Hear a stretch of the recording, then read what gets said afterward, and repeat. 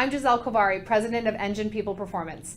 And I'm Sue Armstrong, President of Susan Armstrong Training and Development. And we're very excited today because we wanted to bring you this video series. And in this video, we want to talk about the changing nature of learning and talent development and what the future is really going to look like for us in our profession and for learning. It's really important that we talk about the things that we're finding globally that are happening, the shifts that are happening with our clients, and the ways in which we need to evaluate in our profession whether or not we are truly delivering the learning we need to drive business change and business results. Our role really is changing in learning and talent development around the world. You know, it's one of our core responsibilities to make sure that we're setting our employees up for success now and in the future.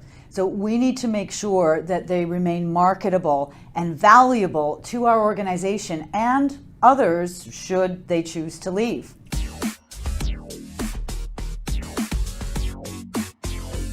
So we ask, what do we do in order to be successful in that broader perspective around talent development? And it's really focusing on 8 key competencies and skills that we need within our profession. Yeah, beginning with change management. For sure. So with all the change that we've talked about and all the change I know you see, we really have to become experts in change management, not just in the what and the how of change management, but in understanding people as they go through change management. We need to guide and shepherd, help our employees through that, through programs, through micro-learning, through whatever support we can offer, but we need to be experts in how people move through change.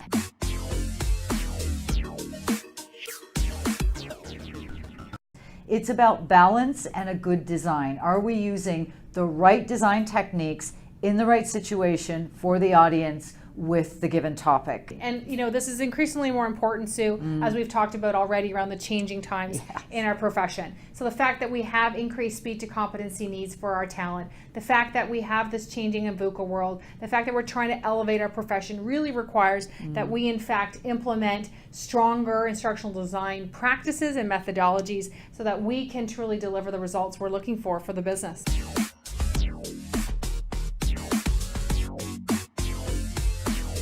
Are you using simulations?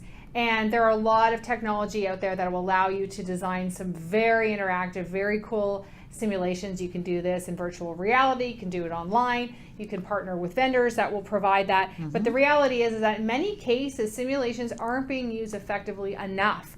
And so we have to be able to model whatever the reality is we're asking the learner to do in real life in the simulation.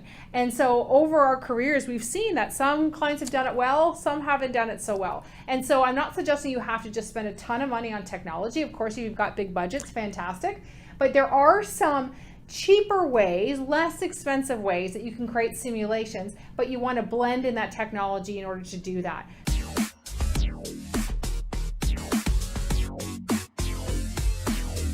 We can use that for gamification. Lots of our clients are moving towards that. So there is a tech solution with that in many cases, but in some cases there isn't.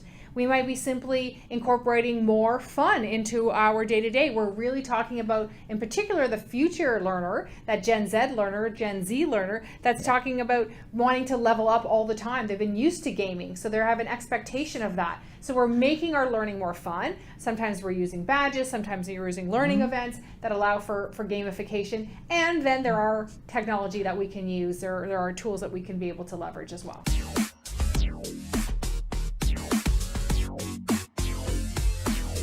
One piece about technology, though, that I know that we have talked about, we always talk about over the years, is this idea of thought-provoking images. So think PowerPoint.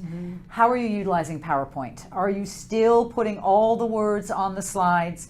Are you using thought-provoking images? We all know a picture is worth 1,000 words. One image can actually create in someone the feeling or the thought without you ever saying a word. So are we using it enough?